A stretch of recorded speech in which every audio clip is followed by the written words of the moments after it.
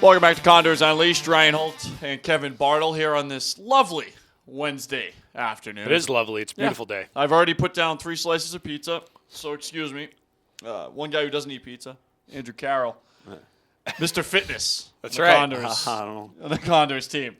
Ryan Holt, Kevin Bartle, though, the man to my right, though, is Andrew Carroll wearing his whale hocky outfit. Long live the whale. They're no longer in I existence. love the whale. Yeah, it's a good name, I guess. But just grabbed a shirt and that's about it. I mean, that's what Holt does every week. It's what no I- big deal. Yeah, it's a got a minor miracle that I'm still here. A nice to be honest. undershirt under that golf shirt too. Huh? I love it. It had to be unprompted. It was going to be a hot shave today. It was going to be a hot shave Yeah. today, and I was going to have to go down to a white T-shirt. But Okay. That's- Usually you don't wear a white shirt under a golf shirt, right? You no, just let it go, but you're not the 8 anymore, so I don't know. Hey, the whale are the Connecticut whale. Yeah, they were. They were. They were. Yeah. Now they're One Hartford season? Wolfpack. 1 season or 2? 2.5. Yeah, two and a half. Yep. They switched mid-season. Halfway through. Yeah. And you played there. Yeah, last year for a bit, a little All right. bit. Yeah. So Hartford's a cool town. What did you think about? I mean, a town that used to have a National Hockey League team. Yeah. But still support their minor league team. Yeah, they supported all right, and nothing too special. But yeah, I mean the rink's nice. The XL Center there. They actually have the Yukon basketball there too. So obviously win the national championship, the men's and women's. So they host it there. So it's a nice rink. They just obviously the suites and stuff. They don't have that. So I think that was Right. one of the reasons why they moved down to Carolina. Old school building. Yeah. So but it's nice, especially for the American League team. Like maybe a Friday, Saturday night they'll get a good crowd, but midweek you're better off in a practice rink. But, yeah, I think that's all the teams out there. Yeah. Midweek, unless so. You started the season off in Greenville this year, but you come over to Bakersfield, and correct me if I'm wrong, but it just seems like since you've been in Bakersfield, your season's kind of been rejuvenated. You maybe have a little more, getting your step here this year, playing with a guy like Troy Mann and with your teammates out here in Bakersfield. No, definitely. I mean, just being here is a little more comfortable. I was fortunate enough to get a contract there with Hartford, obviously this year, and then go to Greenville, and it just didn't work out. If you want to say a couple guys that were there too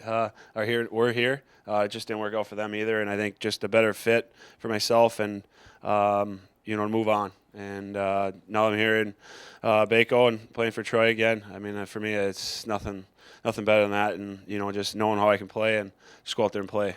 Yeah, I mean, a lot of things can happen when you change teams in mid-season. What was you have experience playing for Troy when he was coaching in Hershey as well. So there had to be a little bit of a comfort level there. But how was it when you got out here? I mean, did you feel like, hey, it's a chance to kind of start over? Yeah, no, definitely. Yeah, I just kind of leave it there in Greenville, what happened there, and move here.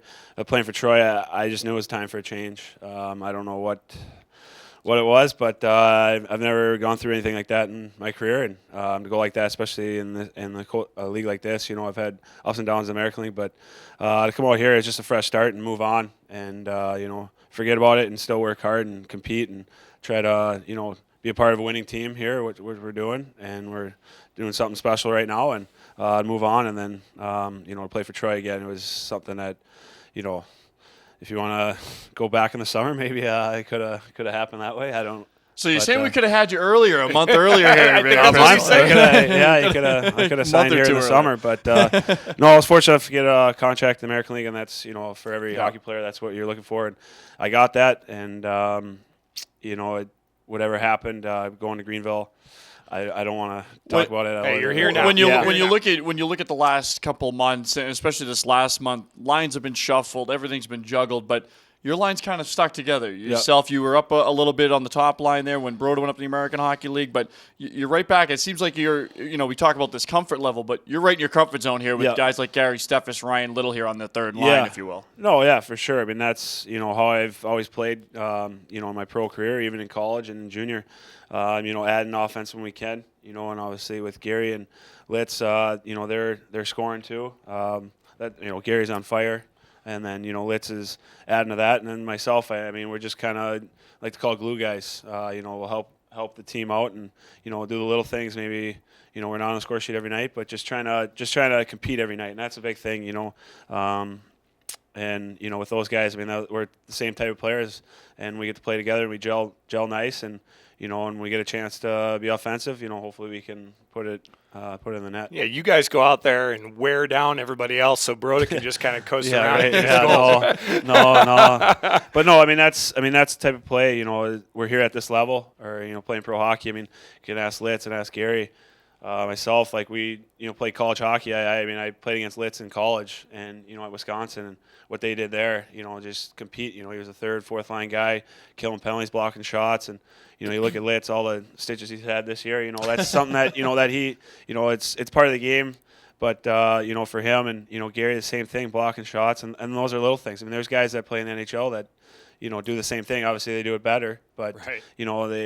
there's, I mean, that's the way you make a living in hockey, and there's a lot of guys that can score, and kind of figure it out, whether it's in junior hockey or college hockey. Hey, you need to do something that someone else isn't going to do, and kind of ride with that. And for us, I mean, we're sticking together as a line, and if that's what we're playing with each other in playoffs, I mean, we're trying to go and play our best and shut down lines, and because if we play a team like Ontario or Alaska, Utah or Idaho, whoever we're going to play, they got top lines that they're putting right in the net, and if our job is to shut them down and add offense when we can, and I mean that's a big thing for especially a 3-line game in the East Coast League here. So for us, I think that's a big thing for us, and we take full responsibility for that, and and enjoy that, because the longer you go in the playoffs, the more fun it is. So right. Yeah, I mean, you mentioned the playoffs. You guys had a long run last year with the Idaho Steelheads getting to the Western Conference Finals. What do you see out of your group now that makes you think that this is a team that can make not only a run there, but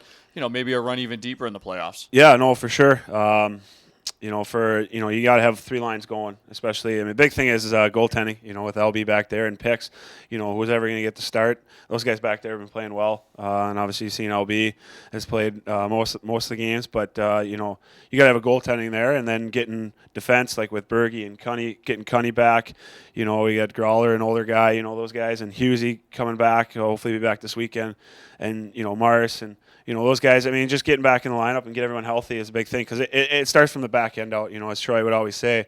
That's where you win, and we can score. I mean, a team like Alaska, they score a lot of goals, but they're, you get on a rink like a smaller rink, they might be, a little, have some weaknesses and stuff. Right. I mean, obviously they took it to us the last game, but, when we come to a 7-game series, we're going to know ins and out, and, you got to be able to shut them down, and they got to shut us down, and we have, 3 lines going, they'll have 3 lines going, and then it's, who's the best goaltender, who's got the better defense to keep it out of their net, and, for us, we're going to win games, 2-1, 3-2, 1-goal games, and that's, That's how we've been winning all year. Exactly, and I mean, you look at it, maybe our leading scorer has only got 45, 50 points, but other scorers got 60, 70. But it's like, well, if you have guys that are going to score on every 3 lines, that's dangerous, and right. That's the big thing. I mean, the main thing is you got to play each game as it is, a 7-game series, and you got to win the first one of 4. But every game is so important that you can't lose a game 6-2 one night and then expect to win 4-3 the next. Like, every game is gonna be tight, and with Troy, teaching us and just how we go about in practice and how we just break things down. I mean, everything is so tight, and then you come out on those 1-goal games. It's, the team I look at is Utah. They're a good team, and I remember playing them a couple weeks ago. They play tight games. Yeah, so they're I mean, there's a team right there. I mean, they're fit for the playoffs, and that's the thing. And you can look back last year, Reading. They scored a lot of goals, but they could play defense too. So, but they had a lot of firepower too. So. It's going to be a lot of fun. I'm gassed up for this. I mean, I see you get the playoff period started. I know you get a shave and stuff, but I mean, does this thing come in nice, if we make a run here, or is it coming patchy, or what's the deal? I should have sent you a picture. Maybe you could have put it up on the board. There you go. I think, I don't know, I was in Idaho last year, so I looked like maybe a little Amish. I don't have a mustache. Oh, okay. So no mustache will come in, so I don't know. My brother's wife would kind of chirped me a little bit, said I looked like a potato farmer. There you go. No mustache, so I don't know, but the further it goes, it'll look better. Maybe I can grow a little mustache, but that's my downfall there. I love it. We had a good plan. I thought we were going to bring the table out and get the smoothie master doing it. We couldn't really line it up in time, but how did you get to be the smoothie master in the locker room, man? Well, I mean, when I came in here, they had all the stuff. Obviously, the boosters are great to us and providing the stuff for us in the locker room. And I would say last year I had my roommate was Gord Baldwin, Western Canadian kid, actually from Manitoba, but we make smoothies in the morning, the same thing, and throw some spinach and kale and vegetables and then fruit. And You put like 19 things in there. There's a long ingredient list. Yeah, I look. It looks on the outside, I look healthy, but I still like my Sequoia cookie. So, but yeah, no, a smoothie to start the day. I mean, it's pretty easy. I don't know. I kind of like it. I get used to it. Last year, you feel healthy, you feel good for practice, and not too much before. And talking to you guys, I mean, you guys come in here and drink them too. So I love it. Bart's makes one every morning. I'm converted. I think before every game of the playoffs, I got to get that. Listen, it's a great way to start your day. I mean, it's refreshing. You're getting all your vitamins in the morning. You're even getting a little sugar. I mean, strawberries are loaded with sugar, man. Yeah, sometimes too much though. A little bit. You gotta watch it tastes good. Yeah, no, it's good. So it all depends what you put in it too. I try to put a lot of green stuff in, so that's my go-to right now. I love it. Well, Pistol, we appreciate the time as always. Thank you. All right, Thanks. good Thank luck you very this much. weekend, and let's make a long run in the playoffs. Let's see that playoff beard come out. Exactly. He's Andrew Carroll. He's Kevin Bartle. When we come back, we'll have our picks. For the record, we'll have Baby Bartle's picks. He's not going to be here, but he's not here. He's giving us his picks. We'll have those next, live from the Dignity Health Studios inside the Bakersfield, California. Stay tuned.